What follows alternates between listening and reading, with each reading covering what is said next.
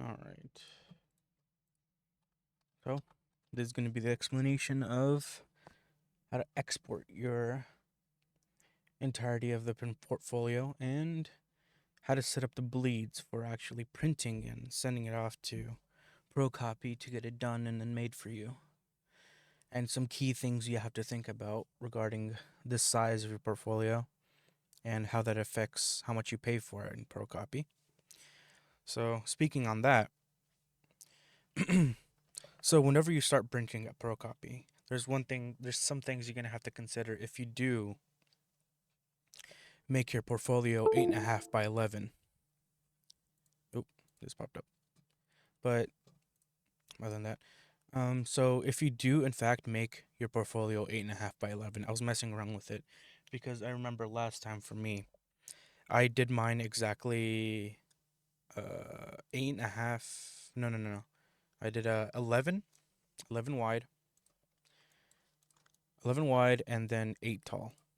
So I'm an inch off. If you can see my cursor on the top right, I'm an inch off from where I did the width because it was slightly wider because I like the elongated form of the portfolio. That's why I do it on landscape, not portrait.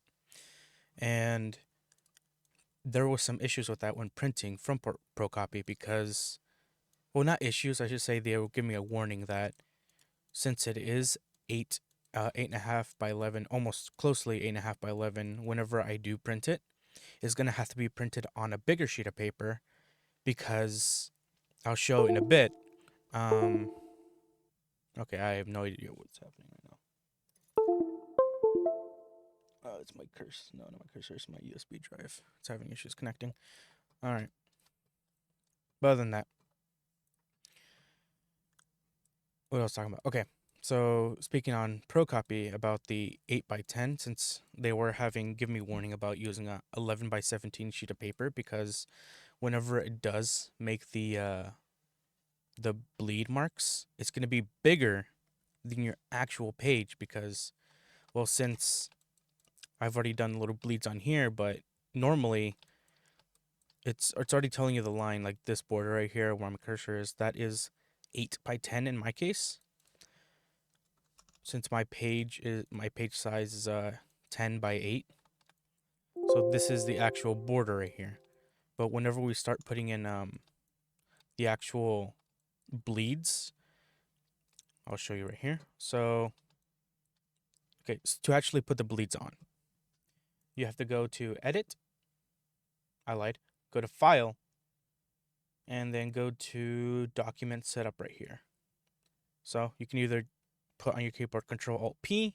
That's another way of going to the document setup, but actually going to File on the top left and then clicking Document Setup. Click on that, and you're gonna see this window pop up. So this window itself is you can change anything from here from your overall page size. So from before we did 11 by 8.5. This will change all the pages on your project, or yeah, on this project. So for, well, presentation purposes, this could come in handy. I haven't tested this for ProCopy, but you could get a warning. But the overall bleeds did show up when I did do the PDF version of it. Let me take this out.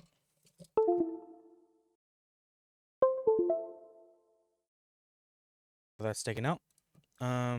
But you could have also still have an issue with this. But this is just a general thing. If you don't want to pay for more paper, I suggest doing this one because of course 8.5 by 11 is cost less in compared to 11 by 17 using a bigger sheet of paper to cut out your portfolio. But that's up to you. I'm just giving you a fair warning in terms of cost. And this could be the way to print out an 8.5 by 11 and save you some money. So try this if you need to. If not, just stick with 8.5 by 11.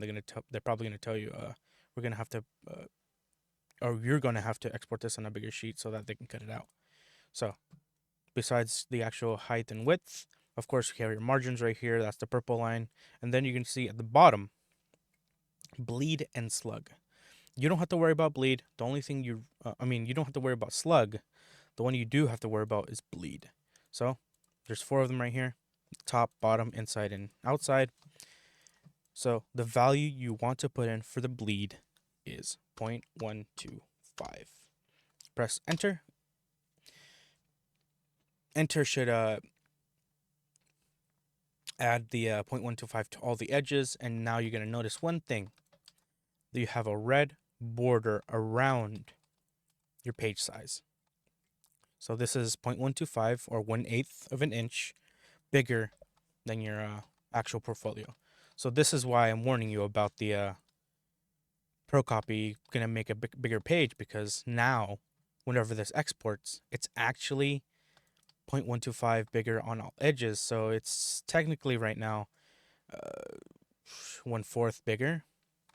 So it's gonna be, if I do math in my head, if this is 8 by 10, this would be 8 and 1/4 in height overall, and then for the width, oops, I accidentally changed the value.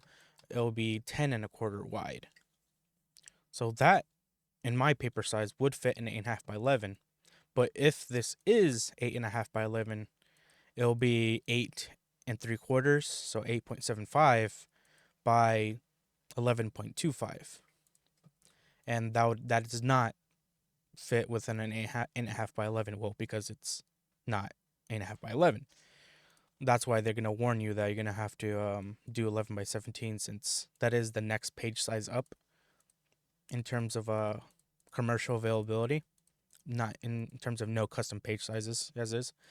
So that's why they'll suggest 11 by 17 for the next page size.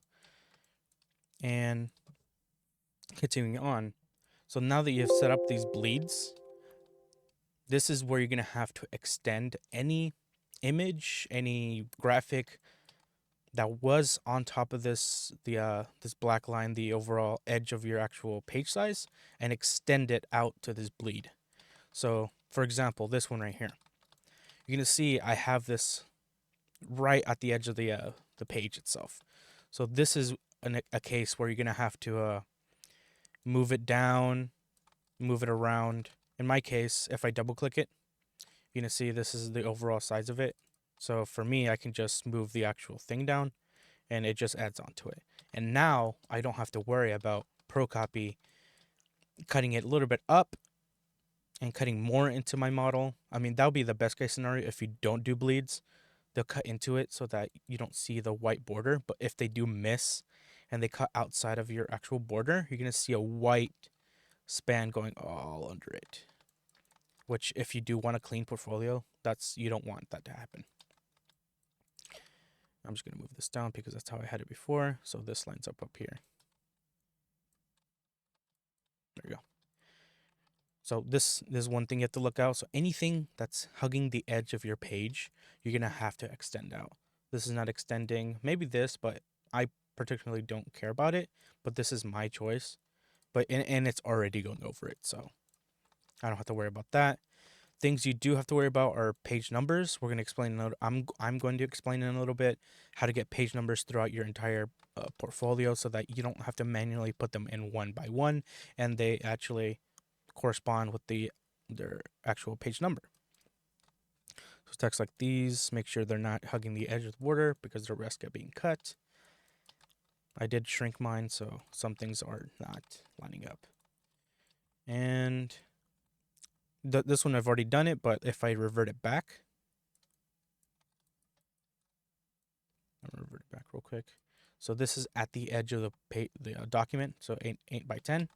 And since I need it to be at the edge of the bleed settings, for me, I just put it to that corner and then extend it to here. And you're going to see, well, this is fine. Hugging the bleed settings, hugging the bleeds, hugging the bleeds, and then there you go. This graphic right here is fine now. And you don't have to worry about it seeing this white border going throughout your page in case something does happen, because you're already accommodating for it. All right. So now we've discussed bleeds and how to actually apply them on your actual project, InDesign project. Things like this as well. So anything like these have to extend out to the bleed settings, because if you do it, it can end up like that. So extend these lines to be the bleeds. Extend these to be bleeds and bleeds. Anything that's touching it. Pretty self-explanatory. I know there's an oopsie right there, but I'm not worrying about it in this case. Because I'm not printing this out. But for you guys, you have to worry about that. All right. So now that you know about bleeds, discussing about master pages. So how to actually get these page numbers to actually correspond to their page or to their own page. So since this is, if I go to my pages, this is page 4. If I double click it, I can zoom into it. So I know this is page 4 and this page number corresponds to it. I can't move it at all because it's stuck within what's called a parent page. So what you can do with a parent page, you're going to see if you go to your pages on the top right, it's next to properties. You should have that on by default. If you don't see it, there's this thing on the top called essentials. This is where you can mess with all like types of it's like layouts, how it lays out your overall InDesign page. So if I click on advanced, more things going to pop up. It's going to look more advanced. Like pages are going to be here, layers, links. Links are also going to be useful in terms of like relinking stuff, because you're going to see there's this question mark right here. This question mark is just telling me that it can't find where that where this graphic is on your computer, and it's telling me this right now because I disconnected my USB drive so it doesn't interrupt anything, but it's just warning me like, where is this? I don't know where it is. And since it doesn't know where it is, if you do print it out, it's going to look very bad. It's going to look very pixelated, and that's not what you want. So make sure, so if you do click it, it's going to tell me to look for that now, and since I don't have it on my computer, I can't find it, but it's a warning. I don't want advanced, so I'm going back to essentials. But if you do like lose some stuff, like something happens like this, like, oh no, where'd it go? And you're too lazy to like click this button. That's what that does, is like expand and shrink.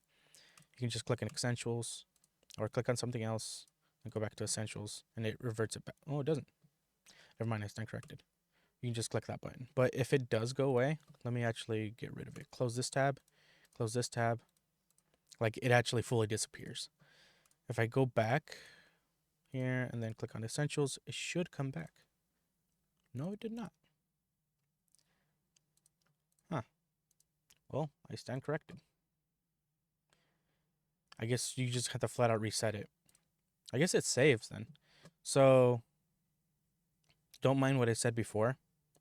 If everything goes away, just reset it. So I reset everything. I got my pages back in properties. I thought that would bring them back. I guess not. But resetting the essentials should be the go-to. In case you do lose everything, your toolbar, properties, pages, and etc. All right. So go back to your pages, and you're going to see one of them that's called none. This is your first page. You don't have to mess with that. What we do have to mess with is parents. You might not have parent B. I might have added it in here, but you're going to notice that there's letters corresponding to each pages right here. You're going to see page A and then page B. So I did add this one later on. I'll just show you within it. So since there's an A parent, anything within this parent will show up on these pages. Since this is a different parent, parent B, anything on parent A won't show on this page because it's applied on parent B. To actually make a parent, you can just go to pages and right click this empty space under the parents, and then you can click new parent. From here, you can see you can change the prefix, can make it Z, C, whatever, ZG, CG. I just keep it simple, just keep it the next letter up. But from here, you can start making your own parent. I'm just gonna leave it as parent name. I'm not gonna. This is copying some other factors. I'm just gonna leave it as none, and practically you don't have to mess with anything. Click OK, and now it's gonna open up that parent now. And let me actually add something to this parent. So let me look for an image. I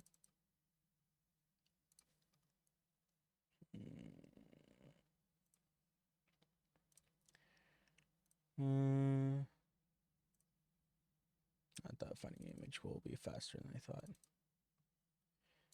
Let me use this portfolio or this image from portfolio. Let me shrink this. And now this image, I'm just going to put it somewhere really obvious. I'm going to put it right in the middle. So this is a single image and I put it onto this parent page. And now if I save, I don't have I can't save right now, but I usually save every now and then so I don't like lose everything. And now I'm done with this parent page. So how do I get out of it? You can typically get out of it if you double click onto your page or onto your actual pages over here. If you double click them, it'll zoom right into it. That's how you can get out of the actual parent pages. And you're going to see that image is not showing up. Why? Because this is not parent C. Since I did put it in parent C, if I do change one of these to parent C, so let's do it to this white square here. So I'm going to select these two. You can click on one and then hold shift to click on another one. Right click, apply parent to pages on this window that popped up. Once you click that, it's going to tell you what parent do you want to put on these two pages. Since I want to try parent C, I'm going to click that. Click OK. Look at that. You're going to see that the pages have been applied, or the parent has been applied. And if I do move it, like over here, and then go back, it's over here now. It's hidden behind my image, but it's here now. What if I pull forward? I have not tried this before. What happens if I where is it at?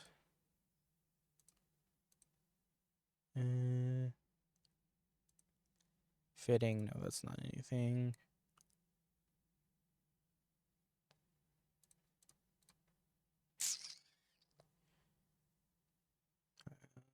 I guess I don't see the setting right now.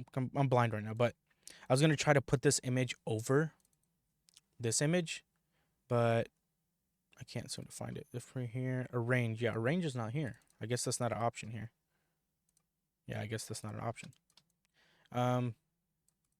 But you typically don't want the parent pages to be over your stuff. Typically, you want it behind it. But that's how you actually apply your parent pages.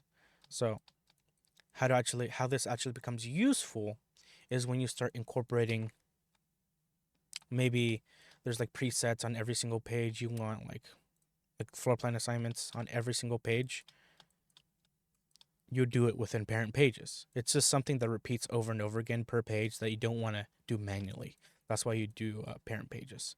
But one thing useful for us is actually using the parent page numbers. So these page numbers right here, that if I keep on scrolling down, this is page 6 now, page 8, and I'm not putting it in manually. I just put it into one parent page and it applies it to all of them that, of course, have that parent page. So which one did I do that? I did it on parent A. So you're going to see it's the letter A. So how to actually put this within a parent page? So use the text box. I press T. I'm just going to make it big for now. And you're going to input a new character. So as you're within this text box, you're going to see, I can type something, whatever. I'm not going to type. Let me erase that. But to actually put a special character, right click within the text box and then go insert special characters. And then under markers, you can put current page number. And since the parent page isn't a page and it does the letter A because this is parent A, that's why it does the letter A. Once I get out of it, let me place it in the middle right here somewhere that's obvious.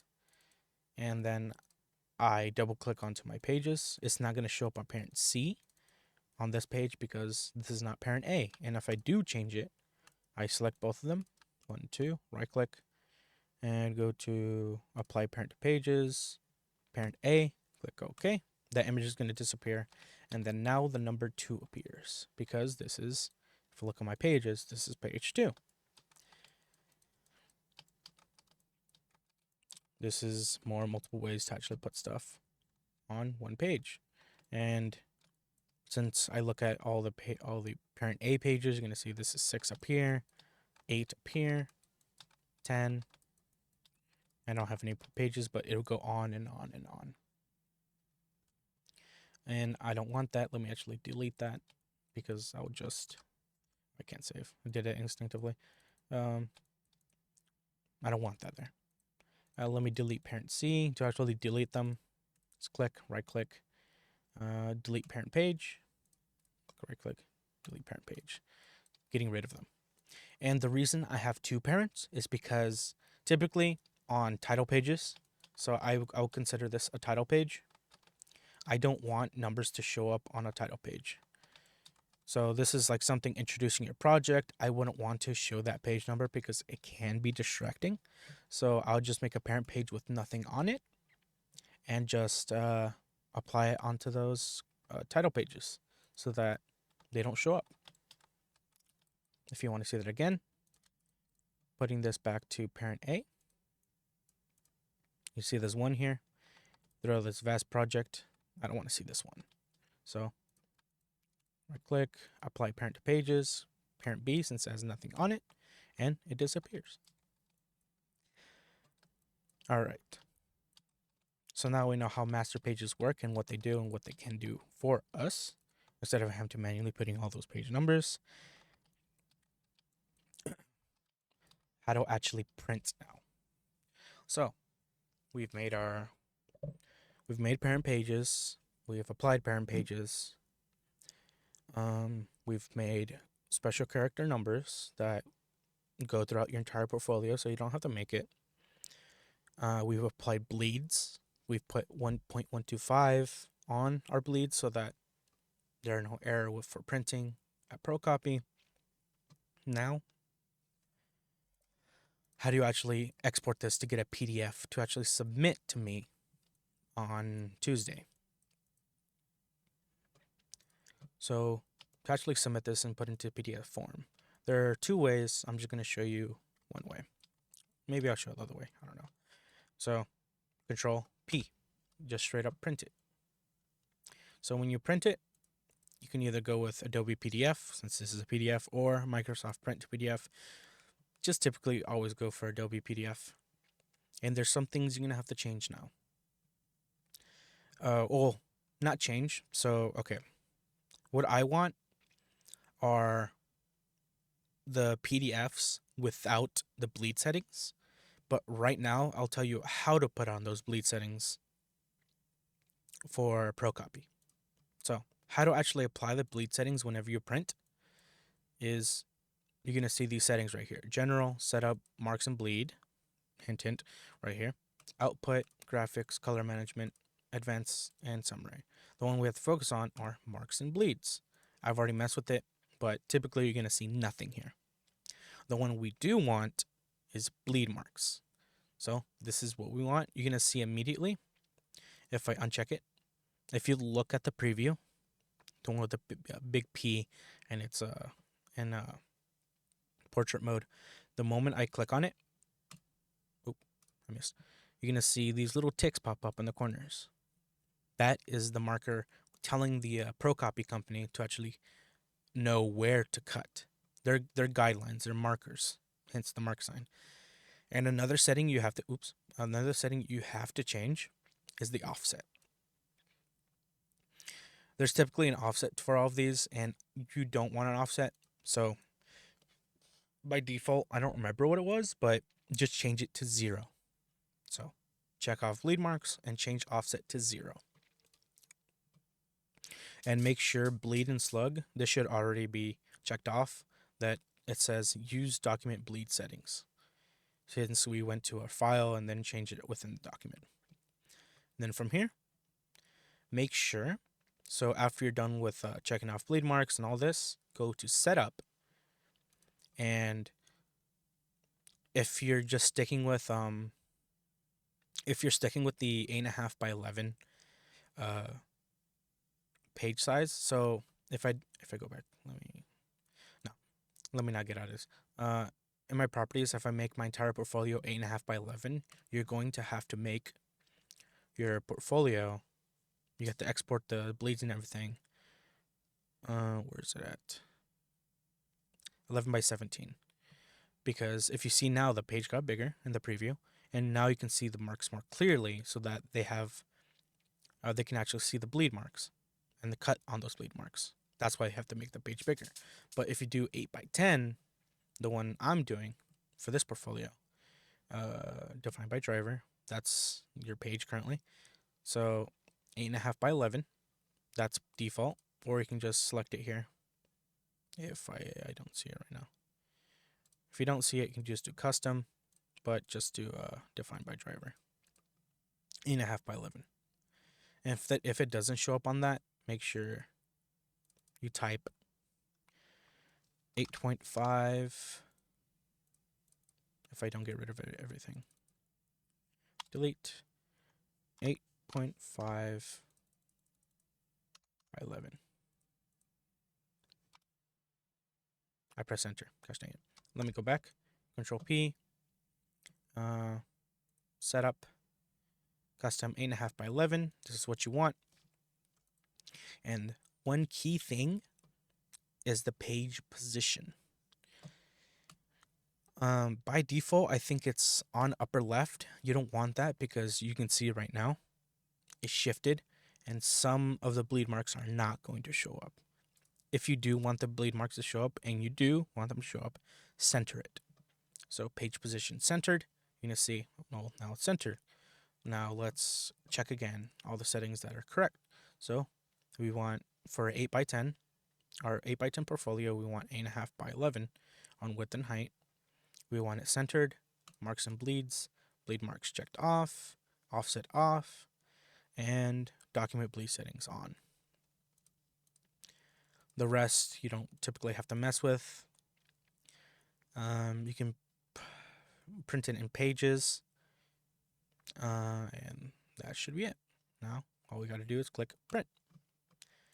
Oh well, mine's gonna look crappy, but for you guys, you're gonna have all your things. So I'm just gonna click OK, and let's see everything. Save as. I just clicked some random page, and now, yeah, see how it looks crappy because I don't have the files associated to them to find it. Now you're gonna see bleed marks. This thing right here, where you see my cursor, those are the bleed marks. This is indicating the ProCopy know where to cut, and this is indicating ProCopy that this is the bleed marks. And there you go. But for me, so for what I want submitted for the project, turn off bleed marks. So just turn them off. That's all you gotta do, and then print. Okay. V2, so I don't save over the other one. And the bleed marks are gone. And make sure it's the actual page size. That's what I didn't check for. So turn bleed marks off. Setup, defined by driver. Custom. In my case, it's, 8 by 10. That's the size of my portfolio. And from here, all I gotta do is print it, center it, print. Because I did it 8.5 by 11, and it's a little bigger than what I did. V3. There we go, that's cleaner. I don't see the edges anymore. Well, images don't look clean. There we go. There's this, page number. And if you want to view these side by side, typically on, I'm not sure if the computer lab will open them with Adobe PDF. I'm not sure. But if it does open within Adobe PDF, you can go down here in the bottom right, click 2-page view, and then you should be able to see them side by side. And this is how you would view your portfolio. All right. Things to note about ProCopy. So whenever you're discussing or talking with them, they have a variety of bindings. The one I typically use is Wire O binding. So it's called Wire-O. That's the binding I use. Sometimes if you, I don't remember, unless they did put it on their website. Let me actually open up their website. ProCopy.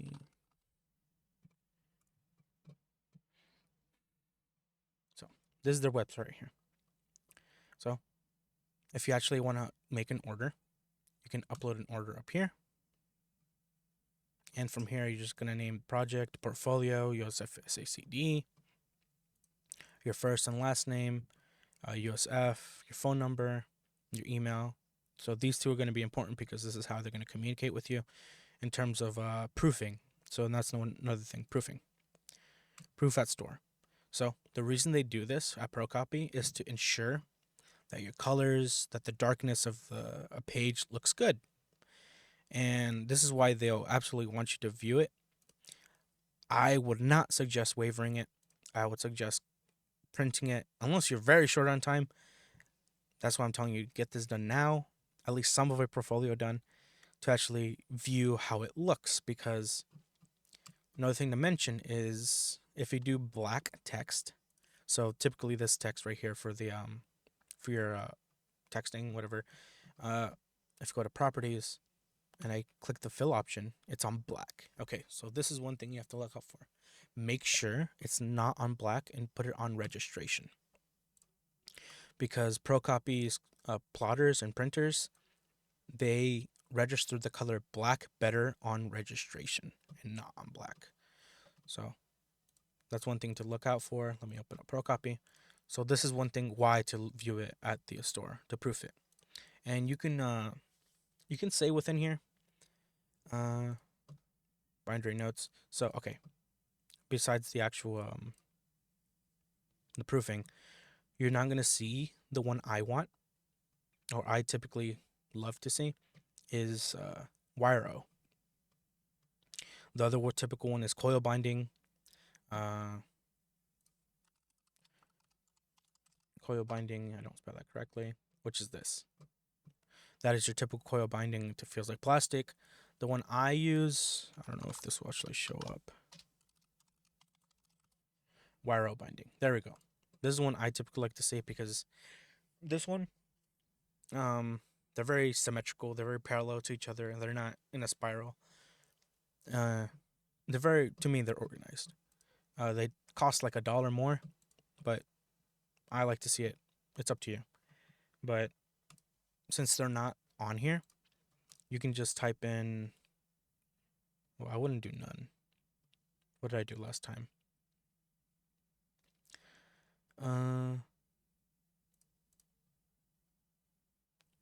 I'll just click coil binding and talk to them because they're not gonna straight up make your portfolio until you've seen your proof. They're not gonna make it until they have proof of it, that you like what it looks like and you're sure of it. So in the bindery notes, just type, I want wire O binding. If you have it, please, blah, blah, blah. Then job notes. From here, you can tell them what pages you want to proof. So if I look back and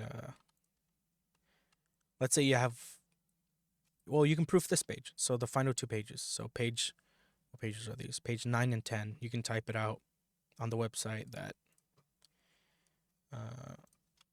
on the proofs, I want to see pages 9, 10, and then etc. All the other pages. But typically you want to see the full page spreads ones. Anything that's fully black. So maybe these pages to see how they look like.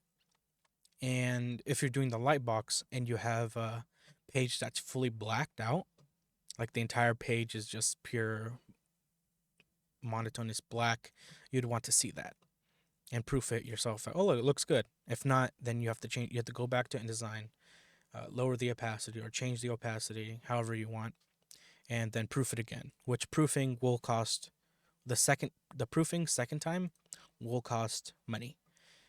It'll cost like, how much did I pay? Like $12 to proof it again. But if you want portfolio perfect, then $12 is, I wouldn't say nothing, but something. But it's something to get it right. So make sure you proof it. Quantity, of course, 1. You don't want multiple portfolios. And then from here, this is where you have to be careful. If you're doing 8 by 10, you can just do 8.5 by 11. But if you're doing with bleeds, you might have to do 11 by 17. This is something you can discuss with them, but that's something to look out for. Now, paper types, this is not my expertise. 80 pound to 60 pound looks good. If you don't know what I mean, it's how the paper feels. So what the pound means is how thick it is. 60 pound paper is like, how do I describe it? I'd say trace paper is like 10 pound, 5 pound. You see how flimsy it is. You can feel it. It's very crinkly. I can consider that like 5 pound. But as the pounds go up, so 60 pound is flimsy. It feels like a 8.5, like normal sheet of paper, but a little thicker. And 80 pound feels like a Bristol paper. A little bit thicker than Bristol paper, but that's what 80 pound is. Typically, I use 80 pound on my first core portfolio. I did 80 pound throughout the entire thing, and it felt nice. And this time for advanced, I did 80 pound for the front and back. So the cover page and then the back page. And the interior, the guts of it, I did 60 pound, which also felt nice. It looked good too. So that's why you also still proof it with each of these pounds. But it's entirely up to you. You can talk to them. I'm not an expert on the pounds of paper, so I can't really say. So for the printing sides, paper notes, make sure you do duplex, front and back of the page. You don't want it just one side. The ink colors, full color if you have color in it. I do have color in this one. If I were to print this out, I want to see the blue, so I'll do full color. Bleeds. So for the bleeds itself, do 4 sides because, well, in my case, I did 1, 2, 3, and then maybe 4. So that's one thing to look out for. And from here, you have to mention I'm sending the file with 0.125 bleed settings attached. And you would send them the PDF file, which you'd drop right here. And then you're going to notice it's a maximum file size. You don't have to worry about that for your portfolios. It shouldn't be too big. Hopefully it's not that big. But you can compress them. Okay. Now that these are out of the way, paper type. The ones I did is these two. Not both of them, but you can just check off which ones you'd like the most. And then during the proofing, you can see which one looks better. Matte is just under light. It's not shiny, and gloss, whenever there's light and shiny, it'll glisten. So I prefer these two personally, but it's up to you. All right. And what else do I have to show? Printing. Showed you how to export. Oh yeah, the other way of printing. You can export. So instead of doing Control P to print, you can do exporting. Where is it? Control E to export. And then I'm just gonna do name it export. It's practically the same thing, but it's like a bigger window. Make sure bleeds are off. Oh, there's a default. Make sure offset's 0. Make sure you use the document bleed settings, so 0.125 what your portfolio is using. And this one's getting down to your quality. So I guess this is where you tinker and mess with the actual quality of it, of your overall graphics, to get the page, to get the file size down. So you know how I talked about right now with ProCopy that you need a file size of 67.11, and you do print it out and it's like 80. You don't want 80. But there are ways around it. to not, because if you do lower these values, your images will slightly get more pixelated because whenever it's exporting, it's messing with the quality of your overall images, and you don't want that. So it's better to ask for permission. It's better to ask for forgiveness, not for permission, in terms of sending it to ProCopy, because you can uh, send them the actual upload. You can act like you uploaded it, and then they're gonna email you. It's like, oh, we didn't get your actual file. Can you send it to us? And you can send it to them through email, and they can just pick it up from there. And there's actually bigger. They don't mind it. Well, I haven't had any issues with it. Maybe they do mind, but that's one thing you can do it if it is bigger. Is you just send it to them through email, and they'll talk to you through email unless you want to talk to them in person. They're nice people. All right, that should be all. File, export.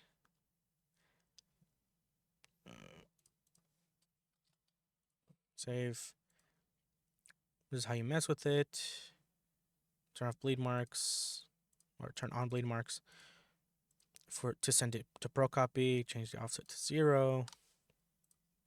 Use document bleed settings, image quality settings, and pages. On here, it doesn't have the center output. Where is it at? I guess it doesn't have it on here. Single page, default. View it after exporting. Export. I don't have it on. There you go. Control E.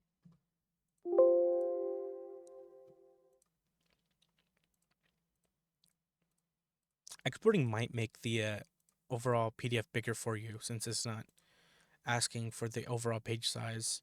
It'll probably make the page bigger for you so you don't have to mess with it in the print settings. I don't typically export. I usually always print, but there you go. Now for what I want to see this Tuesday is, of course, your portfolio finished and submitted to me as a PDF. I've mentioned it already in the announcements that I don't want the InDesign file because I'll see this. I'll see all your images. I'll see everything, but not at the quality that I want to see it at. Like I can see the overall area for it, but if I zoom in, I can see it's pixelated. This is what I'm telling you to I have no idea where that one. Oh, went up. But this is why I want for you guys to submit it as a PDF, because I can see the quality of detail and any inconsistencies. And I don't want the overall InDesign file because then I have to be looking over all of them. I just want to see the PDFs for everything. All right. Well, that should be it. And everybody have a great winter break. Hopefully everybody had a good Thanksgiving. And see ya.